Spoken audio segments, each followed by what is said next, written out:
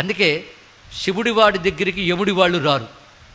ఇది గుర్తుపెట్టుకుంటే చాలు. ఇక్కడ ఒక మాట చెప్తారు పద్మపురాణంలో, భస్మ రుద్రాక్ష ధారణ చేస్తూ శివానామం పలుకుతూ ఉంటే వాడి మరణాంతంలో యమదూతలు రారు.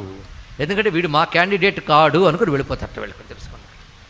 ఏది ఏ సాధన లేకుండా భస్మ రుద్రాక్షలు పెట్టుకున్నా, అందుకే ఏదున్నా లేకపోయినా బొట్టు పెట్టుకోవడం అలవాటు చేసుకోవాలండి. ఇక్కడ వైష్ణవ సంప్రదాయంలో ఉన్న వాళ్ళు అది పెట్టుకోండి, శైవ సంప్రదాయం వాళ్ళు ఇది పెట్టుకోండి. స్మార్త సంప్రదాయంలో భస్మధారణ ఉంది. ఎందుకంటే భస్మము స్మార్తము వైష్ణవము కాదు, వైదికం. తెలుసుకోండి. ఇక్కడ ఎవడి యజ్ఞం చేసినా చివరికి మిగిలేదు భస్మమే. దాన్ని ధరిస్తారు.